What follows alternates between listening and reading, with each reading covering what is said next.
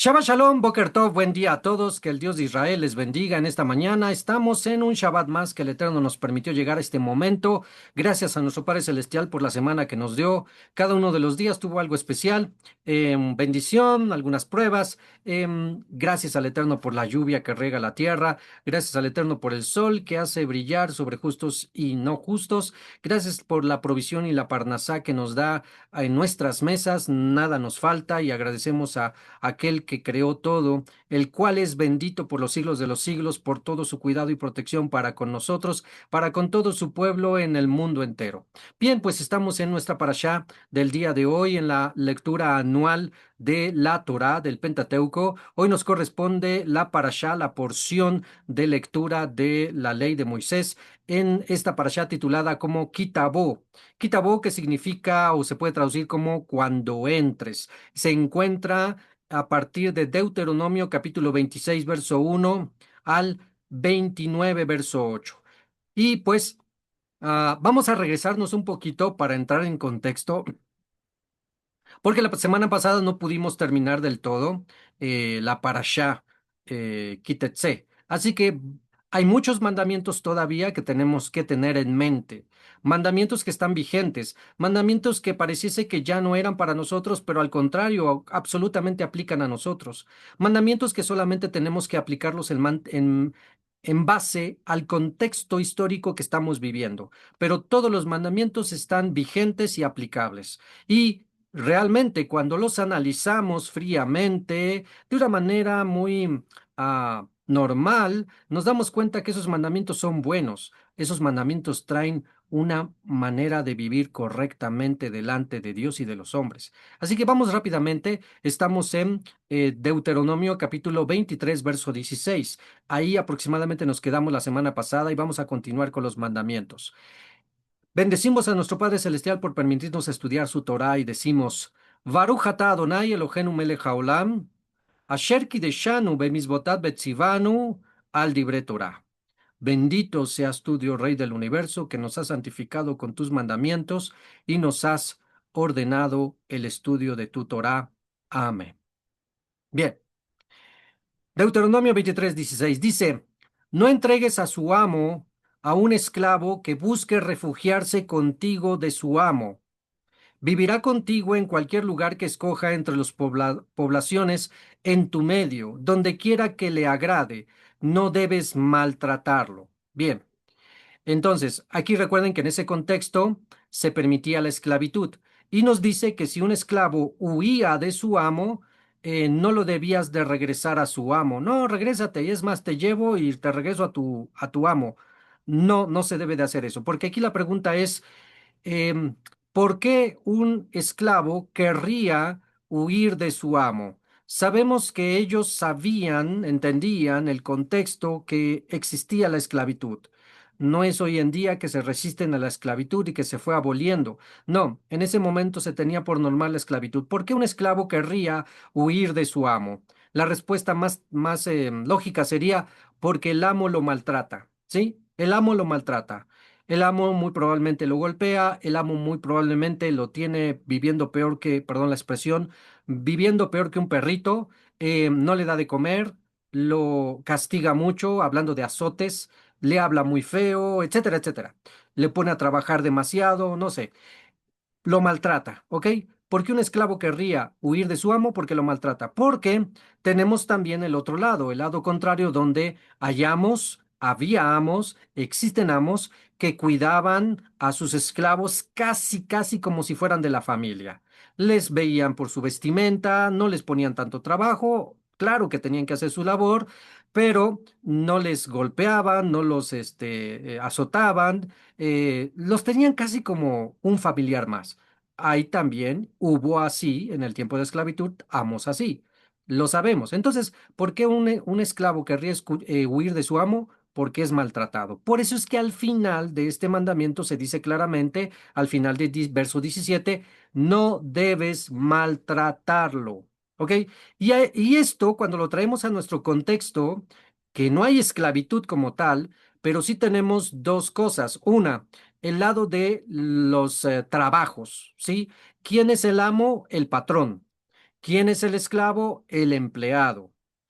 Entonces aquí, todos los que tengan, sean patrones, tengan propios negocios, sean grandes o chiquitos, pero tengan empleados bajo su orden, ¿cuál es el mandamiento? No los maltrates, ¿sí? No los maltrates, porque de ser así, si ven, es que mi patrón me grita mucho, me pone mucho trabajo, no me paga bien, no me paga mi tiempo, me baja el sueldo, etcétera, ¿qué va a pasar? Que se va a ir con alguien más. Ese es lo lógico del hombre. Busca otro trabajo donde va a estar mejor. Y ahí está la idea. Entonces, viene el ex patrón con el empleado que se fue con la competencia y le dice, oye, ¿por qué te robaste a mi empleado? No, no, yo no me lo robé. Él quiso venir y está mejor aquí, se siente mejor aquí. No, devuélvemelo, era mío. La esencia del mandamiento es, pues no te lo tengo por qué devolver. Él quiso estar aquí, te dejó a ti por algo, ¿ok? Entonces, no es, está bien, es tuyo, pues ahí va. Regrésate con tu patrón, antiguo patrón. La idea no es esa, la idea es, si quiso estar conmigo es por algo. Ese es en cuestión de trabajo. Patrones, jefes, sean justos con sus empleados. Y una siguiente aplicación es en la comunidad, en la congregación. Esto se da bastante y lo hemos vivido un montón. Esto es cuando los pastores, esto es cuando los rabinos, esto es cuando los líderes religiosos, los Moré, los Roche, etcétera, los sacerdotes, maltratan a los feligreses, maltratan a los congregantes, los tratan mal, les hablan mal, los avergüenzan en público, los hacen sentir peor que pecadores, etcétera, etcétera. Entonces, ¿qué va a hacer la persona? No, pues aquí mejor me voy y se va. Y se va con otro pastor, se va con otro sacerdote, se va con otro moré, se va así. Y llega entonces el ex pastor y le reclama, oye, te robaste a mi oveja. No, yo no me robé a nada. Él no quiso estar contigo y se vino conmigo. No, regrésamelo. ¿Qué dice la Torá? No, no te lo voy a regresar. Porque por algo se vino conmigo, por algo no quiere estar contigo. Eso es algo que vivimos en carne propia, hermanos. Cuando se dio la separación que ustedes ya saben, eh, fue sorprendente que nos reclamaron que el por qué me estaba robando las ovejas. No, ¿por qué se están yendo contigo? Te las estás robando. No, yo no me las estoy robando. Yo a nadie le dije, vente conmigo y quédate conmigo y conmigo va a estar mejor. Y es más, se lo dije claramente a quien me increpó. Yo no tengo ni lugar donde reunirme, no tengo instrumentos, no tengo micrófonos, no tengo infraestructura.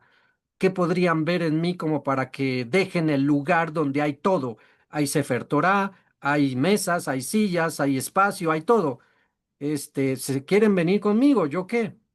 Y entonces me dijeron, pues córrelos. Así que córrelos para que se regresen conmigo. Y yo le respondí, ¿cómo los voy a correr? Entonces, aquí está el mandamiento. Si la persona no está a gusto en un lugar y se quiere ir a otro lugar, es por algo. Entonces, si tienes un negocio y no quieres que tus trabajadores, que ya los estuviste entrenando y que hiciste mucha inversión de trabajo de entrenamiento para que supieran hacer cosas, o eres maestro de la escritura, lo que tú quieras, y no quieres que las ovejas se vayan, ¿qué dice al final del verso 17? No las maltrates. Ojo, que no tiene que ver con no seas condescendiente y no seas solapador si andan mal. No tiene que ver con eso. Porque una cosa es no maltratar a las ovejas y tratarlas correctamente, y otra cosa es solapar pecados, solapar transgresiones y por eso apapacharlas. No, son dos cosas diferentes. Así que aquí la idea es maltratarlas. Mal tratarlas mal, ¿sí? Entonces, ese es un principio bíblico. Así que por eso es que mi conciencia está tranquila delante del Eterno, aunque del otro lado de robador de ovejas y de Absalón no nos baja. Bueno, ese es un principio que se vive y se ha vivido siempre. en muchos lugares. Verso 18, otro mandamiento, ninguna mujer israelita debe de ser ramera cultual y ningún hombre israelita debe de ser prostituto cultual. Bien, vamos a explicar. Se entiende que no se debe de practicar la prostitución. En el caso de las mujeres se le decía antiguamente rameras. Y a los hombres, aunque es menos común, pero también se daba también la prostitución. ¿Qué es prostitución o la ramera? Aquella que por dinero ofrecía servicios sexuales. ¿Ok? Bien. Pero aquí nos añade la expresión cultual, dice la versión. Cultual. ¿Qué significa eso? Bueno. En ese tiempo, como se daban muchos las costumbres paganas, los dioses paganos, los templos paganos, no como hoy en día que la mayoría ya es templo católico, templos de testigos de Jehová, templos evangélicos o mezquitas o sinagogas. En ese entonces no había nada de eso, absolutamente nada de eso. Lo que había eran solo dos cosas, la reunión de templos paganos con dioses absolutamente paganos, con contextos 100% eh, demoníacos. Ok, entonces, algunos habían inventado, porque no hay otra palabra mejor que esa, inventado que podían servir, adorar al dios fulano de tal por medio de relaciones sexuales.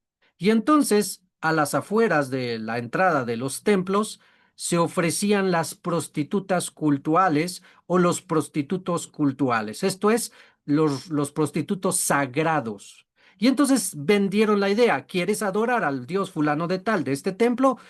Una manera de adorarlo es teniendo relaciones sexuales enfrente de él y para eso tienes que pagar a la ramera o al prostituto para tener relaciones sexuales. Y entonces tú imagínate nada más el desenfreno. No, le decían a la esposa, me voy a adorar al templo. Y pues ya sabía a qué se refería.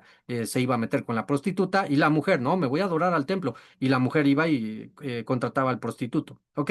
Entonces, esa es la idea. Queda claro que prostitución queda totalmente prohibido, pero aquí también con sentido supuestamente santo o sagrado, ¿sí? Prostituto sagrado, servicios para los templos paganos. Bien, está prohibido eso. Ahora, verso 19. Por consecuencia, generaban una economía esas prostitutas y prostitutos. No traigas la paga de una ramera, ni el precio de un perro. No es que vendió al perro, sino es una expresión peyorativa para referirse a un hombre, ¿sí? Una manera ofensiva de decirse lo más bajo. Entonces, no traigas el dinero de ganancia de negocios ilícitos, en este caso pone, por ejemplo, la prostitución, para el pago de un voto. Señor, vengo a pagarte un voto que hice y aquí traigo mi dinero. ¿Y de dónde lo obtuviste? Ah, pues es que me fui de prostituto, me fui de ramera. Ah, es que le hice al guachicol. Ah, es que vendí un objeto robado. Ah, sí, me entienden. O sea, hice un negocio chueco. Ah, le robé a fulano de tal, defraudé a fulano de tal y aquí tengo un excedente. Ah, pues lo doy como donativo, lo doy como ofrenda. Está prohibido. ¿Sí? Tal vez el que recibe no sabe la procedencia 100%, pero el que está allá arriba sí lo sabe. Así que no se dará, terminamos el 19, no traigas la paga de una ramera ni el precio de un perro a la casa del Eterno tu Elohim en cumplimiento de un voto, porque ambos son aborrecibles para el Eterno tu Elohim. Verso 20.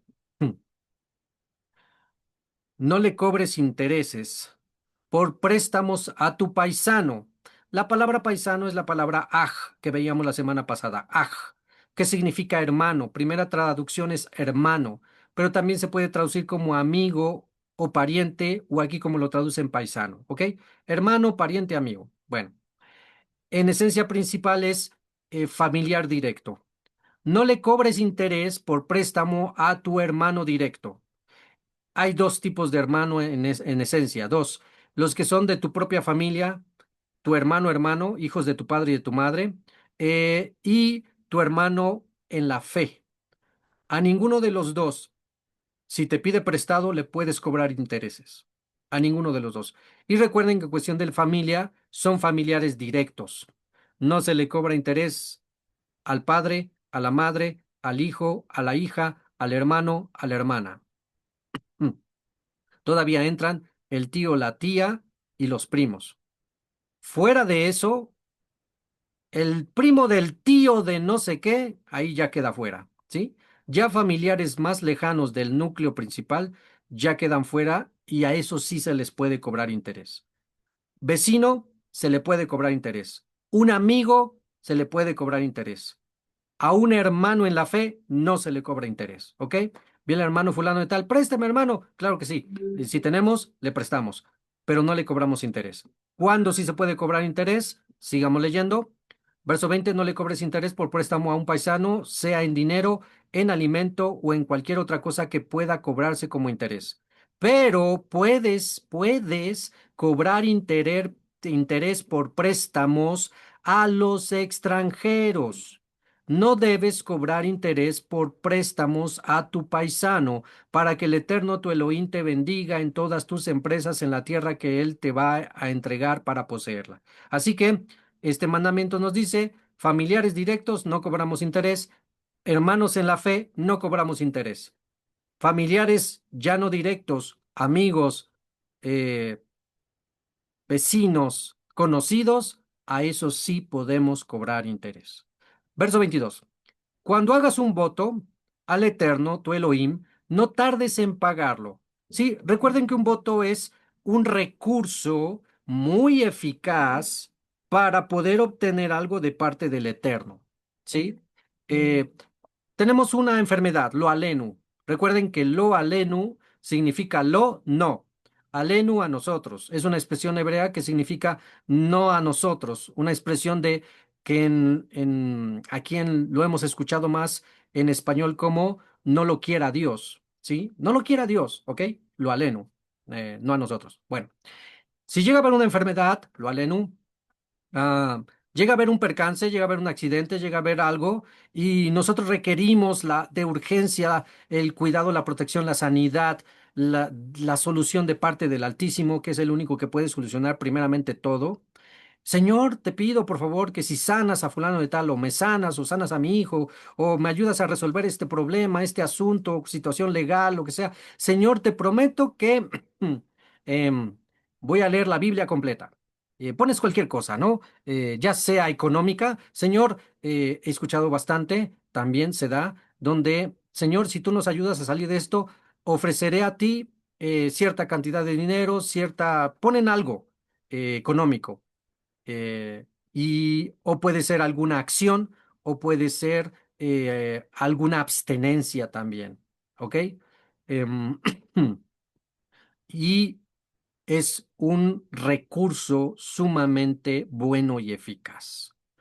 Entonces dice el verso 22, cuando hagas un voto, prometas algo al Eterno, tu Elohim, no tardes en pagarlo porque el Eterno tu Elohim te lo requerirá y habrás incurrido en pecado, en culpa. Así que hacer votos para que el Eterno nos conceda algo es correcto. Lo incorrecto es que ya que tienes la sanidad, ya que tienes la respuesta, ya que tienes la solución al problema, se te olvide que hiciste el voto y no lo pagues. Es ahí donde entra el pecado, ¿ok? Porque tu boca habló y se enlazó y debemos de ser verdaderos y fieles en lo que prometemos al Eterno tu Dios. Señor, prometo que ahora sí no voy a faltar a tus fiestas. Señor, prometo que si tú me ayudas voy a cambiar mi carácter. Señor, te prometo, etcétera. Son tantas cosas que se pueden prometer, pero recuerda, tienen que ser promesas alcanzables, alcanzables y medibles. No prometas lo que sabes que no vas a poder cumplir. Señor, te prometo que voy a ayunar 3 veces en la semana o que voy a ayunar una semana completa. Si tú me das esto. Eres bien comelón. Y pues apenas aguantas Yom Kippur, un día de ayuno, y le estás prometiendo 3 o una semana, mejor sabes qué, piensa en algo que sí le puedas dar al Eterno, pero tampoco te limites, ¿sí? Por ejemplo, diciendo un algo, ganas 100% de tu sueldo. Señor, te prometo que si yo doy para tu servicio el 50% de mi salario. Mira, sé más eh, sensato, sabes que hay muchas necesidades, sabes que hay muchos, y si el mismo Eterno te está pidiendo como tal el 10%, tienes que apartar de ese 100% el 10% y de ese 10% el 90% tendrías que dar la mitad. Esto es un 45% aproximadamente. Y está difícil, entonces mejor promete algo más coherente. Señor, te prometo un 20% de lo que yo gane. Eso ya es más coherente, ¿sí? La idea en esencia es eso, hacer votos, pero que sean alcanzables, que los puedas hacer. Porque si haces voto y no lo cumples, va a ser pecado. Y muchos, sin pensarlo, hemos declarado votos, prometido al Eterno cosas y se nos ha olvidado. Y hemos cometido transgresión. Bueno, entonces, seguimos verso 23. Mientras que no incurres en culpa si te abstienes de hacer voto. Debes cumplir lo que ha pasado por tus labios y realizar lo que has prometido voluntariamente al Eterno, tu Elohim, pues hiciste la promesa con tu propia boca. Bien, aquí viene ahora, lo tenemos que decir porque en el judaísmo de hoy, sabiendo esto, se hizo un recurso legal, una alajá rabínica para eximir de este voto a los que se sintieran ya con la pesadez de cumplir con el voto. Y se enseñó por los rabinos que si tú habías hecho un voto y veías que ya no lo querías, ojo, no es que no podías, sino ya no lo querías cumplir, porque ya pensaste mejor, porque al principio abriste tu boca por la necesidad, pero después ya no quisiste cumplirlo. Ay, no, ¿cómo voy a dar tanto? Ay, no, o sea, así es el hombre. Te entró la avaricia, la codicia y todo eso. Entonces los rabinos instituyeron un recurso legal donde se podía hacer la anulación de votos. Y es ahí donde entra lo que pasa en Yom Kippur con la anulación de votos. No cumpliste con tus votos, no te preocupes, espérate a Yom Kippur y ahí se anulan los votos.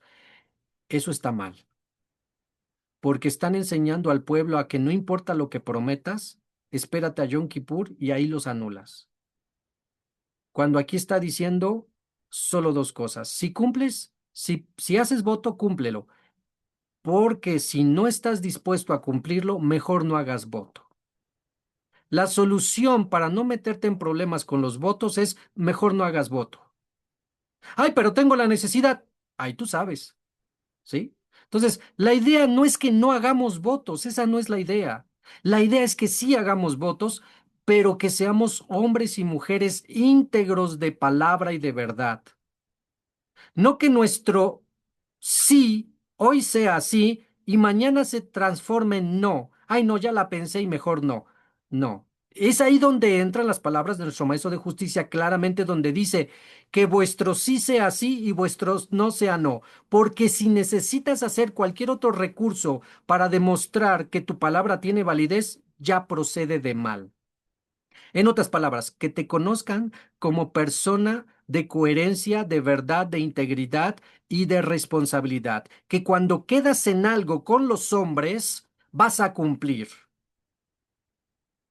Que si dices que vas a hacer algo con los hombres, lo cumplas. Porque si no lo cumples, ¿cómo quedas ante los hombres? Y si ante los hombres que ves no cumples tus promesas, tus votos, entonces ¿cómo cumplirás delante del que no ves, del Altísimo? Entonces, la idea no es prometer o hacer votos. La idea es aprende a ser un hombre de verdad, que si, y es un ámbito amplio, que tu palabra sea de verdad, que te conozcan como una persona que cumple. Todo mundo lo hemos vivido. Fulano de tal, fulana de tal me pidió prestado, eh, pero no paga. Pero ya me prometió que sí me va a pagar, pero no paga. ¿Y cómo supiste cómo llegaste a que no paga? Pues porque ya otras veces me dijo, sí te pago y no más nada y hasta se lo olvidó. ¿Qué va a pasar? No, pues no es una persona responsable. Y hay el lado donde te dicen, le pago en tal fecha, le pago y sí paga. Es ahí donde conoces, no, sí, sí paga. Y así te vuelve a pedir prestado, no hay ningún problema porque ya lo conoces, ¿sí? Entonces, no es solo en cuestión económica, es también en promesas, es en acciones que los padres hacen a los hijos hacen a los padres. Les prometo, hijo míos, que el fin de semana nos vamos a un balneario, nos vamos a desayunar, nos vamos a ver a su abuela, etcétera. Y llega el día y nomás no van. Ay, es que ya me dio flojera y no vamos. Personas pusilánimes, personas que cambian de su palabra que dicen, personas que te dicen, ah, sí, nos reunimos mañana o nos vemos el próximo martes, nos vemos a las 4 y se acerca el día, se acerca el día. Sí, ¿sabes qué? Siempre no puedo. Porque les salió otra cosa y priorizan esa otra cosa que les salió. No podemos ser así. Si yo ya quedé con alguien en tal fecha, así me salga otra cosa, lo siento, prioridad es prioridad y la prioridad fue mi palabra. Que seas conocido como una persona que sabe mantener su palabra. Porque recuerda que la falsedad y la mentira no son de Dios. ¿De quién son? Del Satán. Tan sencillo como eso. Bien, entonces, si prometes, cumple a tu Dios. Si no te quieres meter en problemas, mejor no prometas. Y si prometes algo, que sea algo alcanzable. Seguimos y dice, verso 24. Debes cumplir lo que ha pasado por tus labios y realizar lo que has prometido voluntariamente al Eterno tu Elohim, pues hiciste la promesa con tu propia boca. 25. Cuando entres en la viña de tu prójimo, puedes comer todas las uvas que necesites para saciarte, pero no debes llevarte ninguna en tu canasta. ¿Ok? Y viene la misma idea, pero con otra fruto. Cuando entres en el trigal de tu prójimo, puedes arrancar espigas con tu mano, pero no debes cosechar con tu hoz el grano de tu prójimo. ¿Ok? Entonces, esto se entiende más cuando es en cuestión de agricultura. eh, Nosotros lo hemos vivido un poco cuando vamos a visitar a mi suegro. Saben que ellos tienen campos que cosechan y siembran y cosechan. Entonces, pasamos y es que están sembrando cañas, que están sembrando este maíz, que están sembrando calabazas, que están sembrando zanahorias. Pasas, no hay ningún problema, no pecas ni robas si estiras tu mano y comes, ¿sí? No pecas, no transgredes nada si estiras tu mano y comes. E inclusive allá mismo, en esos lugares, dejan que hagas eso. Aunque esté el dueño del campo allí, si ve que alguien se acerca y le agarra una mazorca y está comiendo, no hay ningún problema. Si ve que tiene su campo de lechugas, agarra la lechuga y empieza a comer las zanahorias, empieza a comer, no hay ningún problema. El problema que también se da es que ya traiga mi costal, mi arpilla, que ya traiga mi caja, que ya traiga y empieza a llenar o a llenar, a llenar y que esa también se da, ¿sí? Entonces, ese sí es pecado, ese sí es robo, ese sí es transgresión. Así que podemos comer siempre y cuando solo sea para el momento, para saciar el hambre. Pero llevarte ya, no es que me llevo, es para mí, pero me lo llevo porque en mi casa, no, no, no, espera, mejor pídele al dueño, pídeselo bien, si es así. Si te lo da, está bien, llene su costal, llene su caja, adelante. Pero si no, mejor no cometas la transgresión. ¿Ok?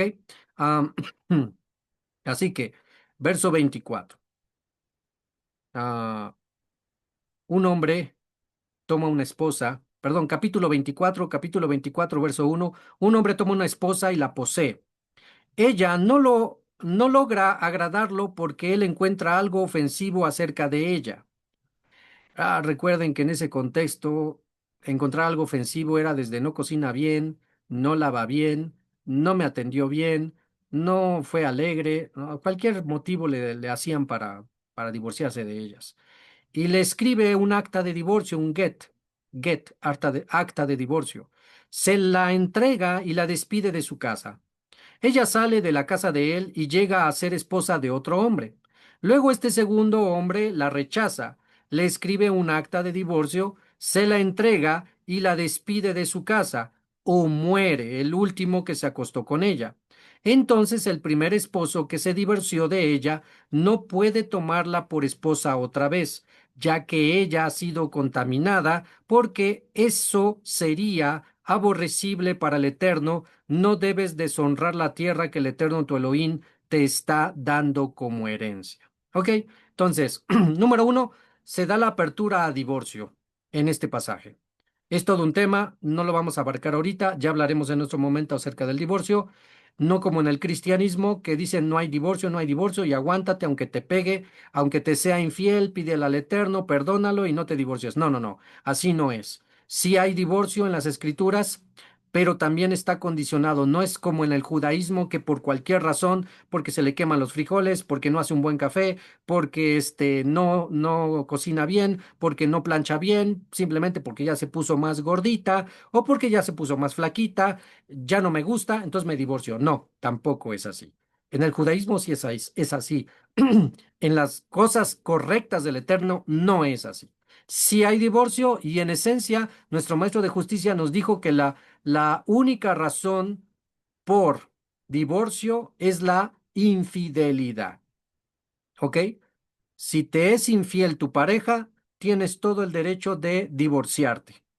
Y hay una siguiente condicionante que nos dice la escritura que es clara, que es si tu pareja no solo te está prohibiendo buscar al Eterno, sino que también te está haciendo la vida de cuadritos porque tú estás buscando al Eterno Dios de Israel, y aparte te está incitando a que lo dejes y adores la idolatría, esa es otra razón de divorcio. Porque es primero el Eterno antes que tu pareja, porque ¿quién te da la salvación? El Eterno, no tu pareja. ¿Ok? Entonces, dos condicionantes para divorcio: infidelidad o que te esté motivando, incitando a que te olvides de las cosas de Dios. Eso es causa de divorcio. Bien, entonces, pero aquí en el contexto nos está diciendo que un hombre se casa con otro, con una mujer, y se divorcia por cualquier razón. Se casa con otro, esa mujer, y por alguna razón se divorcian. Ahí ya sería cuestión de preguntarse por qué se estarían divorciando tanto de la mujer. ¿Ok? Es cuestión de preguntarse. Lo mismo que el esclavo. Bueno, se divorcian. El primer marido no puede regresar con la mujer, porque ya la otra mujer, la mujer ya tuvo relaciones sexuales con otro hombre. Ya lo explicamos la semana pasada con respecto a lo que se ha descubierto y con los avances científicos, con lo que pasa con los espermatozoides, el semen que queda dentro del útero de la mujer. Son absorbidos.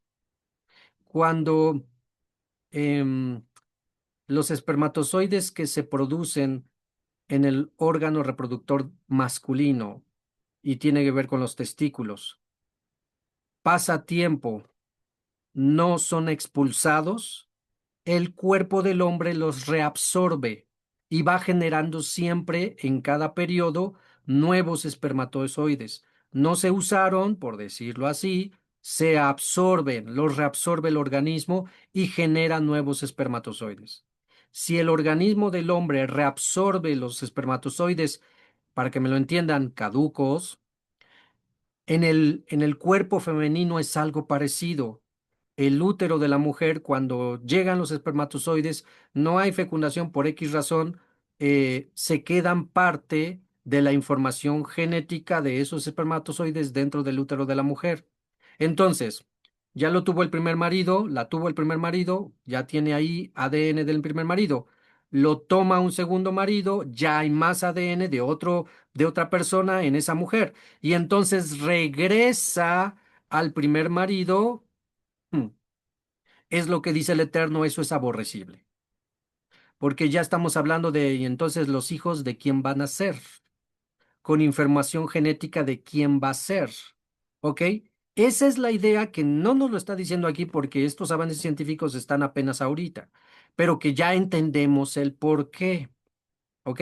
Entonces dice, verso 4: entonces el primer esposo que se divorció de ella no puede tomarla por esposa otra vez, ya que ella ha sido contaminada, por eso sería aborrecible para el Eterno. No debes deshonrar la tierra que el Eterno tu Dios te está dando como herencia. Es ahí donde también entiendes el por qué la fornicación es aborrecible al Eterno. ¿Qué es fornicación? Estar teniendo relaciones sexuales con diferentes parejas en diferentes tiempos, ¿sí? Todo tipo de inmoralidad sexual. Bien, am, pero hay algo interesante aquí. Bueno, después lo vamos a mencionar. Verso 5, 24:5. Cuando un hombre esté recién casado, no debe salir con el ejército ni ser asignado a éste para ningún propósito. Deberá estar exento por un año por el bien de su familia, para darle felicidad a la mujer con la que se casó. Ah, ese mandamiento está genial para los recién casados. Tiempo de guerra, casi siempre había tiempo de guerra en Israel, pero se acababan de casar. No debía de salir a la guerra. Él se quedaba un año con su mujer. ¿Cuánto le duraba la luna de miel? Un año completo. ¡Wow! Bien. Ah, cuando yo me acuerdo, yo ya sabía estos mandamientos cuando me casé y yo y medio insinué a mi patrón, que saben quién era mi patrón. Le dije, pues aquí dice la Torá que debo de estar un año en. Bueno, pero no estábamos tampoco en tiempo de guerra, así que tampoco se aplicó en el trabajo. Creo que en el trabajo no se aplica. Bien, verso 6. Un molino de mano o una piedra de moler no debe tomarse en prenda, pues eso sería tomar prenda la vida de alguien. ¿Ok? El molino de mano o la piedra de moler hacen lo mismo. Los granos lo muelen y los vuelven harina. Es como decir al Uber, un señor Uber. ¿Cuál es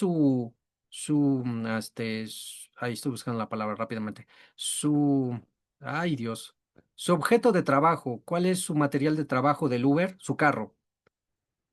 Si le pides en préstamo, él te pide préstamo y tú dices, déjame en garantía tu coche, y entonces, ¿cómo te voy a pagar? ¿Con qué voy a trabajar? ¿Sí me entienden? Es exactamente eso. No debes de tomar, si te están dejando, te dejo con lo que trabajo, te lo dejo en prenda, no lo debes de tomar. Tienes que prestarle. ¿Sí? Esa es la idea. En ese entonces lo más usado para cuestiones de trabajo a gran escala eran las molino de mano o de más grandes. Por eso dice este mandamiento. Cualquier cosa que tu prójimo necesite para trabajar, que es lo más valioso que tiene para pedirte prestado, no se lo tomes. Préstale, pero no se lo tomes. Bien, verso 7. Si se encuentra que un hombre ha secuestrado a un compañero israelita, esclavizándolo o vendiéndolo, ese secuestrador que debe de morir. ¿Ok? Según la escritura, según Dios, ¿qué hay que hacer con los secuestradores? Caret, corte. Porque no es cualquier cosa privar de la libertad a tu prójimo. Si realmente se cumplieran los mandamientos, el mundo sería diferente para mejor. Pero hoy lo que se hace es que hay el secuestrador, lo meten a la cárcel, viene un abogado mañoso que sabe comprar al juez e inclusive posiblemente transgiversa todo y al mes o antes ya salió el secuestrador a volver a secuestrar. Lo sabemos de sobra que eso es lo que pasa. Entonces, si realmente se cumplieran los mandamientos, y saben que se comprueba que es secuestrador, muerte. ¿Cuántos querrían secuestrar? No, pues ya saben que va a ser muerte. Pues esa es la idea. Bien, está fuerte, pero es una realidad, porque el que ya no tiene conciencia para privarle la vida o privarle su libertad a alguien, es porque ya está podrido hasta lo más profundo. Verso 7, verso 8. En caso de una afección de la piel, ¿sí? Enfermedades cutáneas, lo que hoy en día conocemos como sarampión, viruela, varicela y más tipos de enfermedades de todo lo que es la piel, el pitiligo, eh, pero haberlo dicho bien. Enfermedades así, dice, sé muy cuidadoso en hacer exactamente como te instruyan los sacerdotes levíticos. Ten cuidado de hacer como les ha mandado. Recuerda lo que le hizo el Eterno tu Elohim a Mizraim en el camino después que ustedes salieron de Mizraim. Así que recuerden que había enfermedades y sabemos que tan solo la varicela, la viruela son contagiosas. Y si se cumplieran con los requerimientos que dice la Torá, no habría tanto contagio. Si se guardaran en sus casas cuando esto es lo hemos tratado también de manejar muy bien acá. De hecho, apenas hubo una hermana que sus hijos tuvieron varicela, entonces habló conmigo y me dijo, pues no voy a poder asistir porque mis hijos tienen varicela. Muy bien, le estimamos el tiempo adecuado que no podría asistir para que no pudiera traer algún tipo de infección acá, a la comunidad. Entonces, todo el mundo lo entiende y lo sabemos. Entonces, si hiciéramos eso, se librarían muchas escuelas, muchos lugares de trabajo, inclusive las comunidades de infecciones de este tipo. Así que cuando alguien se enferme así, consulte por favor para indagar cuánto tiempo necesita, porque no es de, ya pasó una semana, ya se secaron las heridas, ya nada más está la media costra, ya pasó una semana, ya puedo ir, y ahí va, híjole, sí, ahí vienen los problemas. Entonces consulten primero. Bien, sigan las reglas, las cuarentenas y demás. Vemos verso 10. Cuando le des un préstamo de cualquier clase a tu paisano, no debes entrar en la casa para arrebatarle su fianza. Debes quedarte afuera mientras el hombre a quien se le dio el préstamo trae la fianza. Si un hombre necesitado no, si es un hombre necesitado, el que te pidió prestado y te dejó algo a prenda, no te vayas a dormir con su fianza. Debes devolvérselo la fianza a la puesta del sol, para que él pueda dormir con su manto y te bendiga. Y eso será para mérito tuyo delante del Eterno tu Elohim. Bien, contexto. En ese entonces, la gente pobre, lo más valioso que tenía era su única túnica que tenía, algo así como su suétercito, actualmente un suétercito. En ese entonces era lo más valioso que tenía.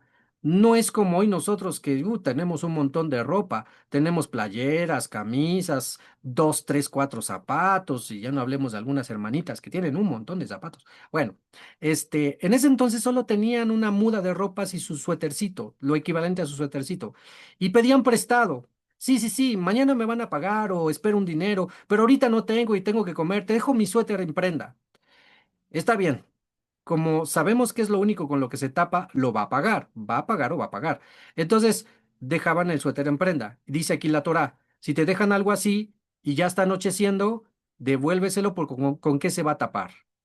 En ese contexto, también sus túnicas que llevaban encima, no la túnica que les tapa la primera parte de la piel, sino una túnica extra, ¿sí? Estamos hablando de la túnica extra. Esa túnica extra la usaban como sábana o cobija. No es como tú y yo que, no, hombre, tenemos muchas cobijas, tenemos sábanas, hasta cama tenemos bien acolchonada. No, en ese entonces su túnica era su sábana y en algunos casos hasta su cama. Lo ponían en el piso y ahí se acostaban. Entonces, si te daban en prenda eso, te dejo esto y te voy a pagar. Ok, venía la noche, tenían que devolver eso, porque ¿dónde se iba a dormir? ¿Con qué se iba a tapar en la noche? Y alguien diría, no, le voy a regresar la prenda, ya no me va a pagar. Corrías el riesgo de eso. Pero aquí la promesa del Eterno es, si tú haces lo que yo te digo, dice el Eterno, y le regresas lo que te dejó de fianza, de prenda, te va a ir mejor a ti.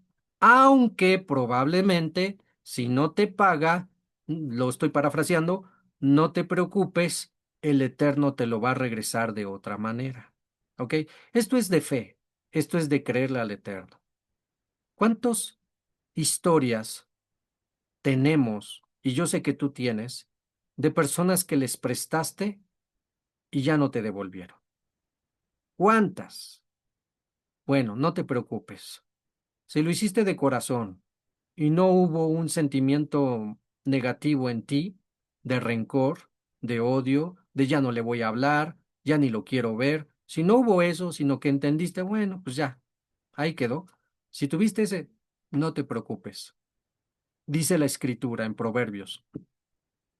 El que da o el que presta al pobre, a Dios presta.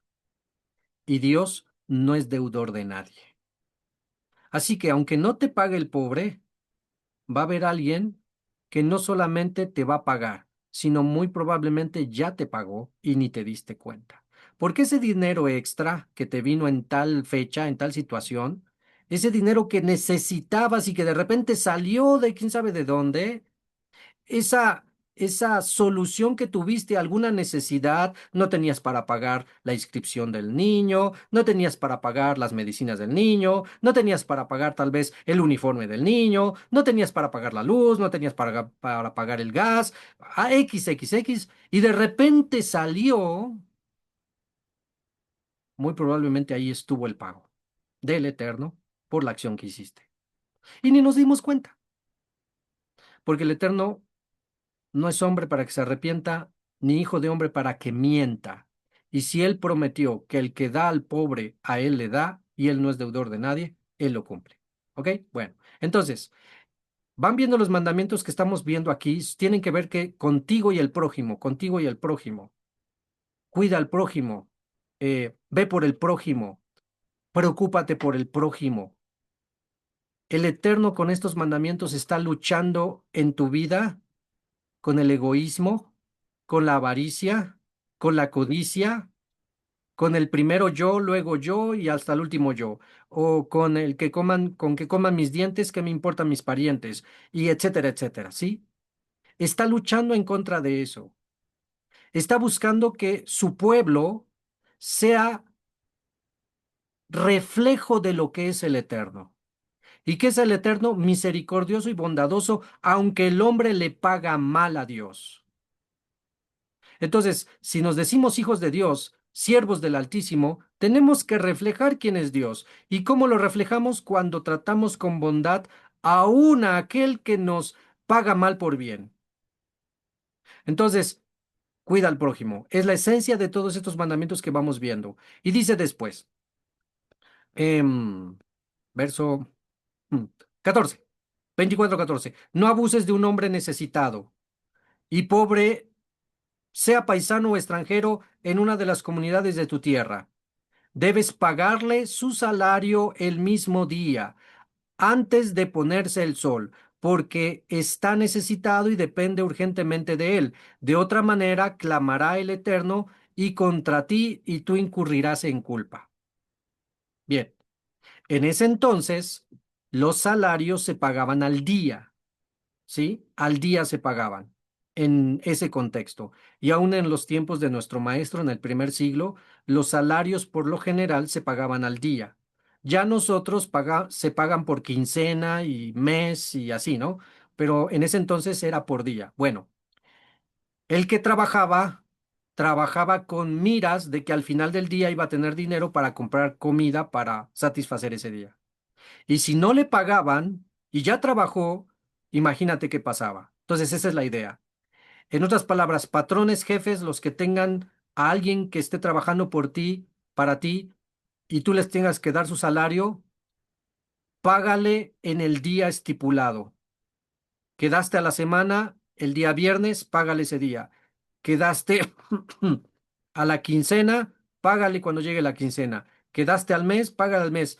Prestadores de servicios, le dijiste al plomero, al electricista, al carpintero, al que te arregló tal cosa, que le vas a pagar después del trabajo, exactamente, o al día siguiente, o como hayas quedado, cumple y págale cuando hayas quedado. Porque si, no, ya se me olvidó.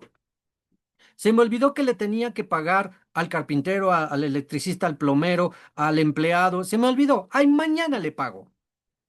¿Qué crees? Ya incurriste en pecado. Pero no pasa nada. Mañana lo veo. No. Si ya dijiste que tal día le pagabas y no pagaste al empleado, al que prestó el servicio, ya tienes un pecado encima. ¿Sí? No es que no depende. Todavía tiene dinero. Yo sé que tiene dinero. No te importa eso a ti. Lo que te importa es pagar cuando dijiste que ibas a pagar. Al empleado, al prestador de servicio. A nosotros, ¿cuántas veces no nos lo hicieron? Que Y uno por pena, no anda exigiendo, mi pago, ¿no? Y yo nada más dejaba que pasaban los días y hasta, sí, cierto que ya pasó quincena, ¿verdad? Sí, ya pasó quincena. Es pecado cuando no nos pagan en el momento que debe de ser, ¿sí? Así que cuídense de eso. Y el lado contrario, si tú eres empleado y tu patrón, por lo general, no tiende a, como te comento, se le olvidó, sí, cierto, se me olvidó. Bueno, tú tienes el derecho de clamar al Eterno, Señor, no me están pagando, me están reteniendo mi salario, tú tienes el derecho de hacer eso. ¿Y qué crees que va a venir? ¿Sí? Entonces, eh, esto es porque en verdad hay, tal vez no te haya pasado de que tú estés tranquilo y no tengas, porque tienes un guardadito, porque tenías ahí, o tienes otro trabajo, o no depende 100% de eso. Una cosa es eso y tal vez digas, no, no pasa nada, me espero, está bien. Pero eso me espero no quita que el patrón o el que te contrató, si no te paga a tiempo, ya él ya tiene un pecado, aunque tú no exijas, ¿sí? Pero hay ocasiones donde en verdad sí estás dependiente de ese pago y ya te la van haciendo varias veces y no paga y no paga. Yo lo he escuchado mucho en el gobierno. Yo he escuchado muchísimo de muchas personas que se quejan que el gobierno no paga a tiempo. Bueno, ya, dejemos al gobierno. De todos niveles hay, se da, ¿no? Este, tienes el derecho de acusarte con Dios. Señor, no me están pagando. ¿Ok? Bueno, entonces, seguimos y dice, págala a su tiempo. Verso 16. A los padres no se les debe de matar, dar muerte por los hijos, ni a los hijos se les debe dar muerte por los padres. Aún a una persona se le debe de dar muerte únicamente por su propio crimen. ¿Ok? Bien. Si un hijo blasfemaba el nombre del Eterno, la sentencia de la blasfemia contra el nombre del Eterno es la muerte. Pues también saquen a sus padres. ¿Quién les manda no educar bien a sus hijos? No, no se podía extender la pena de muerte a algún familiar. Solamente el que pecaba debía de morir. Se dice entendible y tú lo entiendes. Sí es lógico, ¿no? Que solo muera el pecador. Pero si vieras y revisaras la historia, cómo mucha gente perversa y mala jalaba parejo, también al padre, también a la madre, también al hijo, también al esposo, también a la esposa, jalaban parejo y mataban a todos. Entonces, en ese momento histórico era muy importante así. Esto también, si lo ves así, lo aplicamos en un sentido ético. El hijo fornica. El hijo fornica y se va a la living loca y ya embarazó a la muchacha o la muchacha hija ya se dejó embarazar por el muchacho. Y ay no, qué pecado, fornicación y se escandaliza y todo eso. Y muchos insensatos, así como ven mal al fornicario, ven mal a los padres. ¿Sí me entienden? No podemos juzgar a los padres por el pecado de los hijos. Ejemplo, en los tiempos en que yo era más chico y estábamos sirviendo en una iglesia, iglesia bíblica fulana de tal, eh, en ese tiempo, si el hijo del pastor fornicaba, el pastor se iba disciplinado y no podía enseñar por un periodo de tiempo. Es ahí la idea. El hijo fornicó. ¿Quién pecó? El hijo. ¿Y a quién castigaban? Al padre. Eso es lo incorrecto, según la Torah. ¿Sí? No podemos juzgar tampoco a los hijos si los padres son malos, perversos e impíos. No, es que el padre es desleal, es irresponsable, maltrata a las personas, bla, bla, bla, bla. No, pues el hijo ha de ser igual. No podemos juzgar así, al menos que lo comprobemos, claro. Ok, pero en ese entonces, hablando de sentencias de muerte, no se podía jalar parejo. el hombre que pecare, ese morirá. Si mi hijo pecó, él va a pagar por sus pecados, no yo. Si yo pequé, mis hijos no van a pagar por mis pecados. ¿Ok? Esa es la idea. Bien, seguimos. Dice, verso 17, no prives de tus derechos al extranjero ni al huérfano, no prives de sus derechos al extranjero ni al huérfano, no tomes en prenda la ropa de una viuda. Recuerda que tú fuiste esclavo en Egipto y que el Eterno tu Elohim te redimió de allí, por eso te ordenó que observes este mandamiento. Entonces, recuerden, hay que estar buscando cuidar, ayudar al sector más débil de la población. ¿Cuál es el sector más débil de la población? Los pobres, los huérfanos, las viudas y los extranjeros. Son los cuatro grupos que constantemente la Torá nos está recordando que tenemos que tener misericordia con ellos. Ves a un pobre, ves a una viuda que realmente, dice Shaul de Tarso, que realmente sea viuda, porque si es viuda pero tiene familia, que la familia vea por la viuda. Es viuda y no tiene familia, hay que ayudarla. El huérfano, la viuda, el extranjero y el pobre, ¿sí? Por esos sectores de población hay que estar viendo por ellos, que son los sectores más, frágiles de la población. Y constantemente nos está recordando la Torah esto. Bien, pues aquí nos quedamos. Pues híjole, ni terminamos la paracha anterior. No se preocupen, nos vamos a poner al tanto en la siguiente, en la tarde nos ponemos al tanto. Pero vamos aprendiendo mandamientos que nos vamos dando cuenta que realmente este es nuestro diario vivir. Solo hay que traerlo a nuestro contexto y nos damos cuenta también cómo somos y habíamos sido tal vez muy malos con nuestra manera de ser. Y nos vamos dando cuenta cómo el carácter del Hijo de Dios, el carácter del verdadero pueblo de Dios, tiene que ser absolutamente diferente a lo que el mundo nos está dictando. El mundo es egoísta, el mundo es avaro, el mundo es perverso, malo, paga mal, se venga. Nosotros tenemos que hacer la diferencia y estos mandamientos nos ayudan a entender cómo vivir esa diferencia. No es solo los 10 mandamientos y honra a tu padre, a tu madre y no asesinarás. No, son mandamientos donde nos están aterrizando en todos los sectores de la vida del hombre, en el trabajo, en la vida cotidiana, en la familia, cómo debemos de comportarnos con nuestro prójimo. Y cuando hacemos bien caso de estos mandamientos, vamos sembrando vida que cosecharemos en su momento. Bien, pues que el eterno Dios de Israel nos dé la fuerza, el ánimo, el carácter, el deseo de cambiar lo que tengamos que cambiar, ser mejores personas, ser más empáticos con las personas, ayudar al que necesita, dejar de ser egoístas, no todo es para nosotros, aprendamos a convivir con el prójimo. Quien habló con ustedes, Morel Isha, en la ciudad de Puebla. Nos vemos por la tarde para continuar con el estudio de nuestra parashá. Un saludo cordial y que pasen buena mañana de este Shabbat. Shabbat Shalom.